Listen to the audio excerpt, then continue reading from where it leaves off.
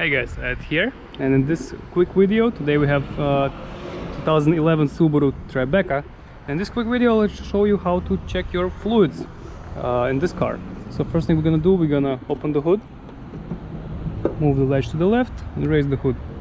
Of course, first before that you have to open it from the inside. Okay, so let's start. So first thing we're gonna check is our motor oil. Here we have motor oil dipstick, and here we have the crankcase. This is the place where you're gonna add oil if you have to. So first thing usually you want to do when you check oil, the car has to be cold. Okay, so usually first thing in the morning before you start the car, get the dipstick out and check the reading. So how do we check it? First we get it out the dipstick, get a rag, a napkin or whatever, and dry it off. Dry off your dipstick so it's dry. Put it back in till the end and pull out, and then you can see the level.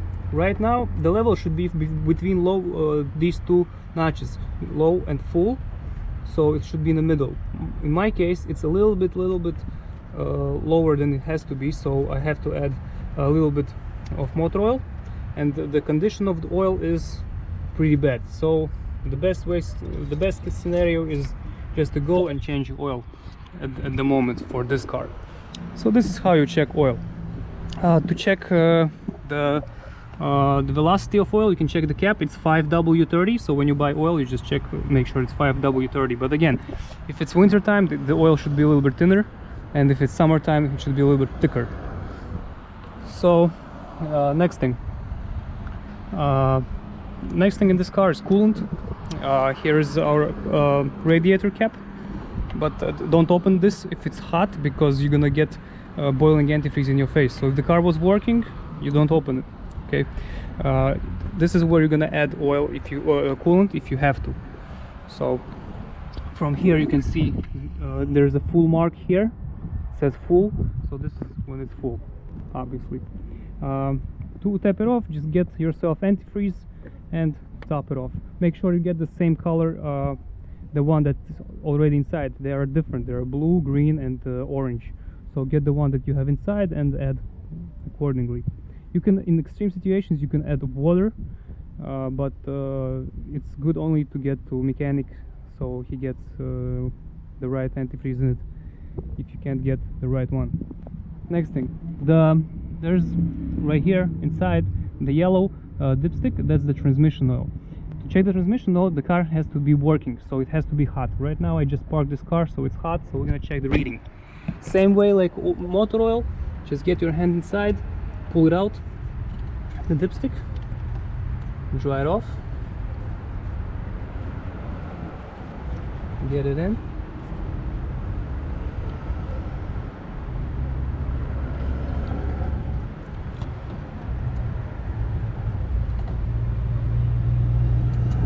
And then pull it out.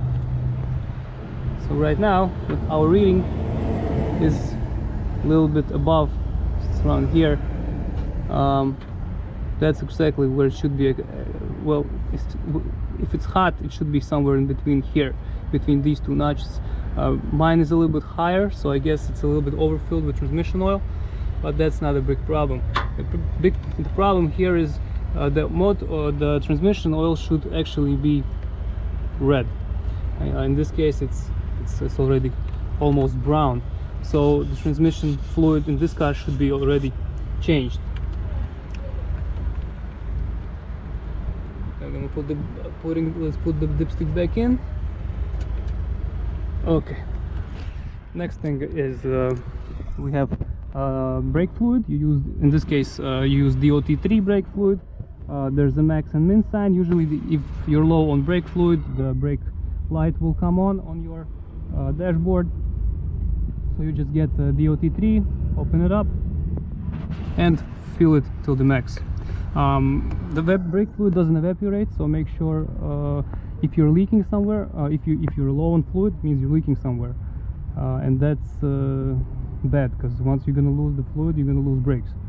So make sure everything's nice there. Next thing, this is a power steering fluid. Over here you can actually see As you can see, there's a max and min sign. It should be somewhere in the middle. If you have to top it off, okay, just top it off through here. Windshield washer fluid, this right here, as you can see the windshield sign, windshield washer fluid. Also just open it, pour in windshield washer fluid, and you're ready to go. Usually windshield washer fluid light will come on your dash if you're low, or either if you're asking for fluid and it's not giving you any, it means you're out of the fluid. One more thing is you have two more fluids in this car. It's differential fluid.